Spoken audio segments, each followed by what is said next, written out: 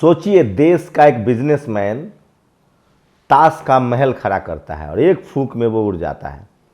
आपको बताऊं, जिस पत्रकार ने इस खबर का खुलासा किया है, जिन्होंने ये पूरी स्टोरी की है, अगर वो भारत में होते तो क्या होता। इस तस्वीर, इस शख्स को देख लीजिए। इनका नाम है, देवता है, न संत है न महात्मा है। इनका नाम है नाथन एडरसन। ये पत्रकार हैं। इनकी फर्म हिडेनबर्ग ने अडानी ग्रुप की गड़बड़ियों पर रिपोर्ट जारी कर तहलका मचा दिया है। अडानी का 4,80,000 करोड़ रुपए का घाटा हो चुका है और अडानी ग्रुप के शेयर लगातार कम हो रहे हैं। उसी चक्कर में लगभग LIC का भी नुकसान हो रहा है। पूरी कहानी क्या है, ये पूरा वीडियो देख लीजिए। कैसे अमीर हुआ अडानी, कैसे उसने फ्रॉड किया, कैसे उसने टैक्स हेवन में टैक्स छुपाए और कैसे उसने अपने शेयर के दाम बढ़ाए और उसका आपके जीवन पर क्या असर होगा। अगर आपका पैसा SBI में है, अगर आपका पैसा LIC में है, तो आप यकीन मानिए आपका पैसा डूब जाएगा। और सोचिए कि क्या जानबूझकर अडानी को ये सब करने का मौका दिया गया और कहाँ है इनकम टैक्स, ED, CBI। नमस्कार, मैं शंभू कुमार सिंह और आप देख रहे हैं नेशनल दस्तक। ये जो अडानी है, इसको पत्रकारों से बड़ी नफरत रही है। रवीश कुमार को हटाने के लिए इसने NDTV चैनल खरीदा। लोकतंत्र TV एक चलता था, देव जो YouTube चैनल चलाता था। किसान आंदोलन के दौरान उसने अडानी के एक स्टोरेज की तस्वीरें दिखाई थी, उस पर केस दर्ज कर दिया गया था। परंजय गुहा, जिन्होंने इस पर किताब लिखी है, एक पत्रकार थे भारत के ही, उन पर केस दर्ज कर दिया गया। तो सोचिए, भारत में एक तो पहले ही पत्रकार नहीं है, सबके सब बाभन टोली के चाटुकार हैं, जातिवादी मीडिया हैं, और उसमें से भी इक्का दुक्का कोई ब्राह्मण ईमानदारी से हिम्मत दिखाता है तो उस पर केस दर्ज कर दिया जाता है। सोचिए, अगर ये नॉथन जिसने ये स्टोरी दिखाई, अगर वो भारत का होता तो अब तक कुर्की जब्ती हो गई होती, उसका एक्सीडेंट कर दिया गया था, गोली मार दिया जाता। खैर, एक एक खबर बताऊंगा जो सोशल मीडिया पर वायरल है। रवीश कुमार से शुरुआत करता हूं। गोदी सेठ की गलती, ग्लोबल चैनल से पहले ग्लोबल रिसर्च संस्थाओं को खरीद लेते, तब कोई नहीं पूछता कि गोदी सेठ के ग्लोबल चैनल पर ग्लोबल खबरें क्यों नहीं है। वैसे इस बात की चर्चा शहर में कहीं नहीं है, क्योंकि शहर के लोगों का तन ट्रैफिक जाम में फंसा है और दिमाग धर्म की राजनीति में। सोचिए, ये काम तो रवीश भी कर सकते थे लेकिन नहीं कर पाए।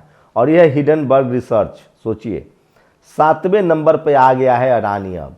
और सोचिए, आज के अखबार में, इंडियन एक्सप्रेस में और दैनिक भास्कर में बड़े बड़े ऐड दिए गए हैं ताकि इनका शेयर बच जाए। मंडे को पता चलेगा। ये तमाम अखबार जिसमें खबरें छप रही थी, उस पर पेज पर अखबार दिया गया। हिडेनबर्ग वाली टीम नाथन एडरसन जो न कराए, तो इंडियन एक्सप्रेस से लेकर तमाम मेन पेज पर खबर दी गई है कि अडानी ग्रुप जो है वो बढ़िया काम कर रहा है। और वहीं दूसरे अंदर की खबर पर है कि इनका पैसा डूब रहा है। अडानी के शेयर के दाम में तेजी से गिर रहे हैं और इसकी जांच में LIC भी आ गया। अब तक LIC के 18,000 करोड़ रुपए डूब चुके हैं। खतरनाक है ये सब कुछ। आप सोचिए, SBI का ही बताऊंगा, लेकिन बीच बीच में इस शख्स को देखते जाइए, इसकी तस्वीर देखते जाइए। एक मामूली सा पत्रकार जो कभी अपने खर्चे के लिए एम्बुलेंस की ड्राइविंग करता है, और इन्होंने किस तरह से पूरा काम किया वो भी बताऊंगा। 2 साल लगे हैं, 7 देशों का दौरा किया है, कितने पन्ने के पेज है और 88 जो सवाल हैं जिससे अडानी धमका रहा है। न नारा था, न खाऊंगा न खाने दूंगा। जनता के 4 लाख करोड़ रुपए डूब गए। LIC स्टेट बैंक की कीमत 500 रुपये ऊपर कल खरीद की, जबकि अडानी के 20% शेयर गिर गए। जनता के पैसा किसे अधिकार है लुटाने का। इस मामले में शामिल हो लोगों की जांच ED, DRI, CBI कब करेगी। वित्त मंत्री को इस्तीफा देना चाहिए, IP सिंह ने लिखा है। नरेश बालियान ने लिखा, आज तक 65 साल के इतिहास में LIC का 1 रुपया भी लॉस नहीं हुआ था, लेकिन आज LIC में पहली बार, वो भी 18,000 करोड़ का नुकसान 24 घंटे में हो चुका है, क्योंकि LIC ने अडानी की कंपनी में महामानव के आदेश पर 74,000 करोड़ का निवेश किया था। मोदी है तो मुमकिन है सब लूटेगा, सब बिकेगा। मुझे लगता है कि जो BJP के समर्थक हैं, उनको साहब को बचाने के लिए कम से कम सारे शेयर अडानी के फिर से खरीद के अपना बल योगदान देना चाहिए था। सहारा इंडिया के ऊपर झूठे मनगढ़ंत आरोप लगाकर उसका 29,000 करोड़ रुपया हड़प कर उसे बर्बाद करने वाली सेबी गौतम अडानी द्वारा जनता और बैंकों को लूटने वालों के खिलाफ ED, CBI, DRI की जांच कब करेगी। वित्त मंत्री सीतारमन कान में तेल डालकर चुप बैठी हैं। जानने वाले लोग कहते हैं कि इसमें मुकेश अंबानी की भी भूमिका हो सकती है। बड़े पत्रकार हैं दीपक शर्मा, उन्होंने कहा है कि मुकेश अंबानी और अडानी की तस्वीरें शेयर की है और कहा है कि ये अगले चुनाव के पहले की लड़ाई है। और जिस तरह से मुकेश अंबानी को हाशिए पर धकेल दिया गया था, ये तीसरे नंबर के अमीर बन गए थे, कोई तो है जो इस खेल को रच रहा है, लेकिन यही सच्चाई है।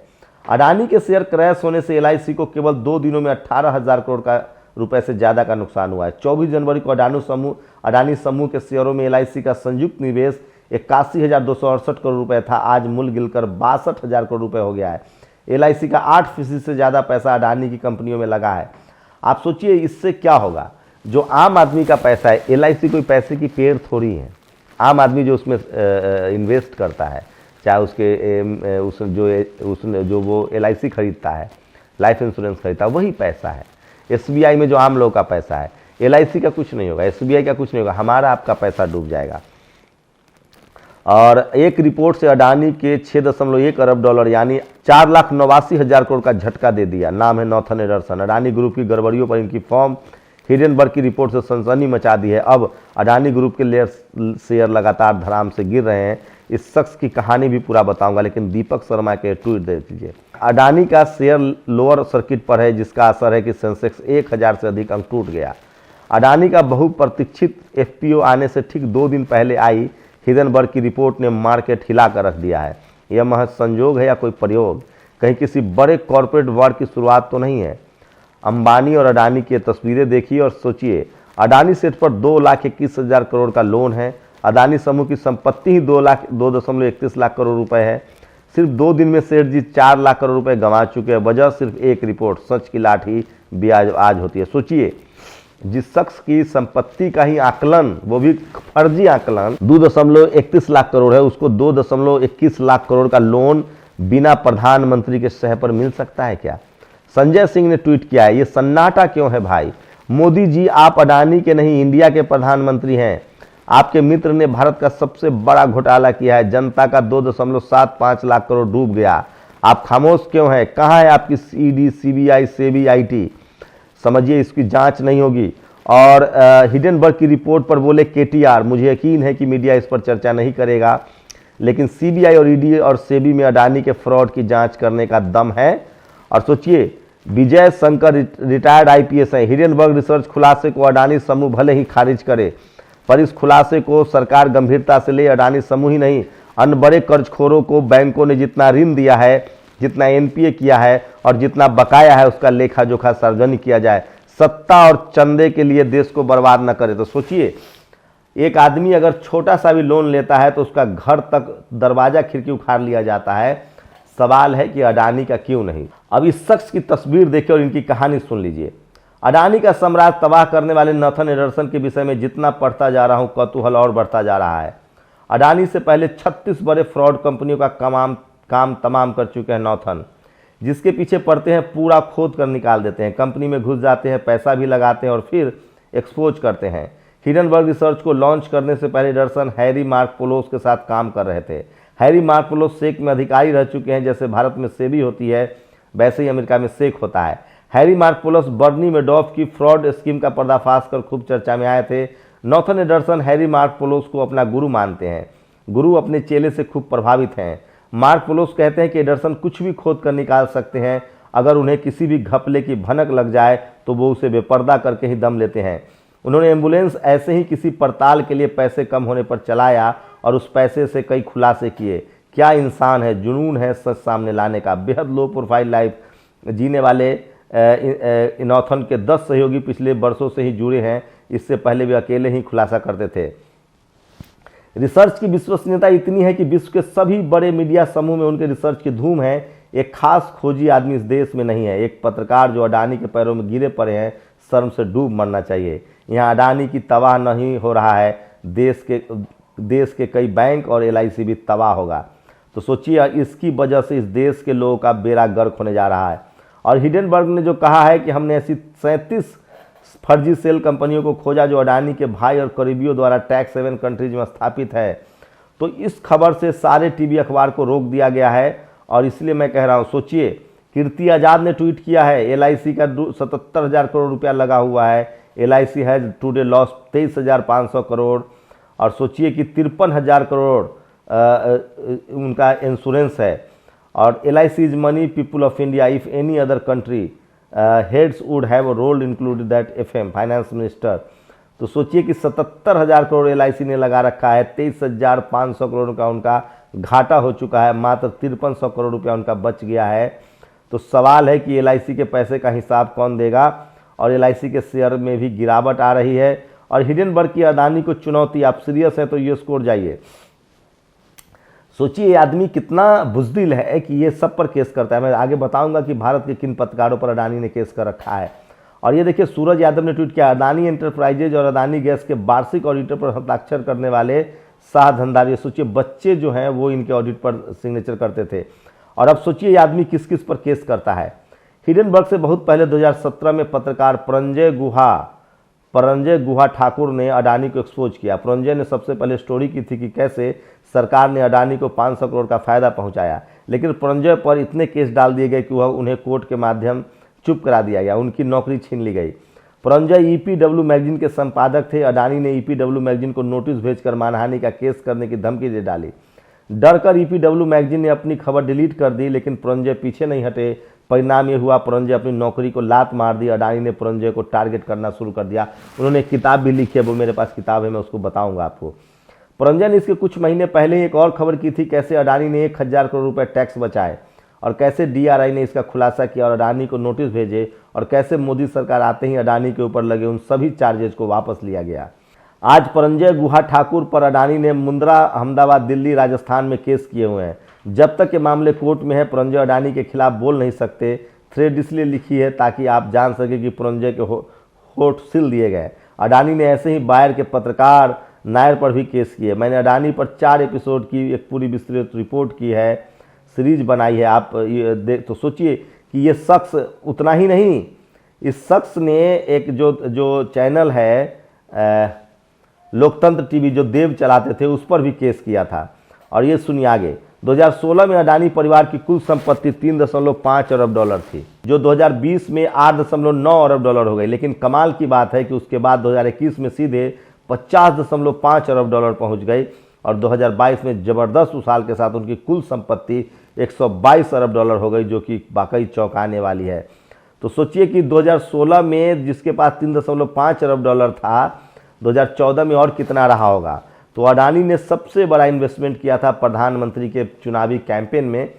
और अडानी मार्केट कैप, ये देखिए ये एक बड़ी और खबर देखिए, अडानी मार्केट कैप 19.4 लाख करोड़ से गिरकर 15.3 लाख करोड़ आ गया है। भारतीय अर्थव्यवस्था की रीढ़ चरमराने से पहले क्या सेबी, ED और RBI नींद से जागेगी? ये तमाम सवाल है जो लोग पूछ रहे हैं, लेकिन कौन जवाब देगा। मैं इसलिए कह रहा हूं कि ये अडानी ग्रुप ने लगातार जो केस करने का जो इन्होंने पत्रकारों को धमकी दे रहे थे, जो परंजय गुहा ठाकुर हों या देव हों या इससे पहले नायर हों, तो ये लगातार पत्रकारों को धमकाते थे। एक पत्रकार को खरीदने की कोशिश की, चैनल ही खरीद लिया। लेकिन इसमें सवाल वही है जो एक दीपक, जिस तरह से दीपक शर्मा ने भी दिया है, जिस तरह से अंबानी को साइड लाइन कर दिया गया था।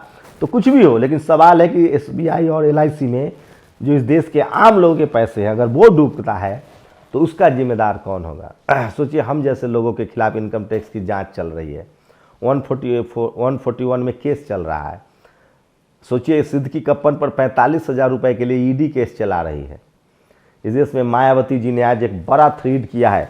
मायावती जी के आपको प्रतिक्रिया बता दूं, उन्होंने इस केस को लेकर बड़ी बात कही है। शायद कोई TV अखबार आपको नहीं दिखाएगा, लेकिन उन्होंने किस तरह से मायावती हो, मुलायम सिंह यादव हो, लालू यादव हो, उन लोगों को टारगेट किया गया है और अब वो लोग भी बोलने लगे। तो सोचिए इस देश के TV अखबार की हैसियत देखिए, किसी भी चैनल पर कोई खबर नहीं चले, लेकिन BSP सुप्रीमो ने ट्वीट किया है, देश में पिछले 2 दिनों से गणतंत्र दिवस से ज़्यादा प्रमुख अडानी ग्रुप के संबंध में अमेरिकी फर्म हिडेनबर्ग की आई निगेटिव रिपोर्ट एवं उसका शेयर बाजार पर व्यापक बुरा प्रभाव आदि काफ़ी चर्चा में है। सरकार चुप है, जबकि देश के करोड़ों लोगों की गाढ़ी कमाई से जुड़ी हुई है। शेयरों में धोखाधड़ी आदि के आरोपों के बाद अडानी की संपत्ति में 22.6 अरब डॉलर की कमी एवं उनके विश्व रैंकिंग घटने से ज़्यादा लोग इससे चिंतित हैं कि सरकार ने ग्रुप में जो भारी निवेश कर रखा है उसका क्या होगा, अर्थव्यवस्था का क्या होगा। बेचैनी एवं चिंता स्वाभाविक, समाधान जरूरी। तो आप सोचिए कि संसद के 31 जनवरी से शुरू हो रहे बजट सत्र के प्रारंभ में ही सरकार को इस मुद्दे पर विस्तार से स्वयं ही वक्तव्य देना चाहिए, रखना चाहिए, ताकि पूरे देश एवं खासकर अर्बन मिडिल क्लास परिवारों में आर्थिक जगत तथा अडानी, सोचिए ये तमाम जो पैसे हैं खासकर इस देश की जो सवर्ण मीडिया है और जो सवर्ण समाज है, चाहे वो वैश्य समाज हो, ठाकुर समाज हो, ब्राह्मण समाज हो, उनके पैसे ज़्यादा हैं। और इस देश के ओबीसी जो सबसे ज़्यादा जिनका पैसा स्टेट बैंक और एलआईसी में है, जो आप जो बीमा खरीदते हैं, सोचिए अगर एसबीआई और एलआईसी डूब गया तो आपका क्या होगा। इससे पहले यस बैंक डूबा था, उसको भी एलआईसी ने उबारा, सरकारी कंपनियां बेची जा रही है और सिर्फ एक आदमी को अमीर बनाने के लिए सब किया जा रहा है और कोई जांच नहीं हो रही। आप सोचिए, आप इस देश में अगर कोई प्राइवेट लिमिटेड कंपनी खोलते हैं, 1 लाख रुपया भी लगाते हैं तो आपको हिसाब किताब देना होता है। सोचिए हम जैसे लोगों के खिलाफ जांच चल रही है, वो सरकार का अधिकार है, जांच कीजिए, लेकिन सवाल है कि विजय माल्या कैसे भाग जाता है, मेहुल चोकसी कैसे भाग जाता है, अडानी क्यों इतना बड़ा फ्रॉड कर रहा है। सवाल यही है कि क्या इस देश में जब से बीजेपी आई है, और कांग्रेस भी थी, तो कांग्रेस सिर्फ बहुजन नेताओं की जांच करवाती थी, बीजेपी अपने हर विरोधी की जांच करवाती है, चाहे वो पत्रकार हो जो खबरें दिखाता हो, चाहे बिजनेसमैन हो, चाहे नेता हो, और अपने लोगों को बचाती है। लेकिन देर सवेर ही सही बुलबुला फट गया। मैं फिर कह रहा हूं, इतनी किरकिरी तो मनमोहन सिंह की भी नहीं हुई थी 8 साल में जितनी प्रधानमंत्री नरेंद्र मोदी की हो रही है। आपको क्या लगता है कि क्या सरकार अडानी को बचा रही है? क्या अडानी के इस फ्रॉड का क्या होगा? और मंडे को जब मार्केट खुलेगा तब आपको अंदाज़ा लगेगा। लेकिन सवाल वही है कि इस देश के पत्रकारों को क्या हो गया है। मैं इसीलिए कह रहा हूँ, ये लोग जातिवादी गिरोह के गुंडे हैं जो इस देश के खिलाफ हैं, इस देश के नागरिकों के खिलाफ हैं, और वो सरकार के साथ सिर्फ इसलिए हैं क्योंकि आरएसएस से उनकी वैचारिक सहमति है। और इसकी वजह है सारे के सारे पत्रकार जो है वो बाभन टोली के ब्राह्मण हैं और वो आरएसएस से सहमत हैं। ये सरकार देश बेच देगी, आपका किडनी लीवर बेच देगी, उसके बाद भी इन लोगों से आप उम्मीद मत रखिए। आप लोग अपनी प्रतिक्रिया जोड़ दीजिए। शुक्रिया। नेशनल दस्तक की आपसे गुजारिश है कि अगर इसको बचाना चाहते हैं तो नेशनल दस्तक को सब्सक्राइब करने के लिए रेड कलर के सब्सक्राइब बटन को दबाएं, फिर बेल आइकन की घंटी दबाएं। नेशनल दस्तक को बचाने के लिए बहुत जरूरी है कि हर खबर को शेयर करें, लाइक करें, कमेंट जरूर करें।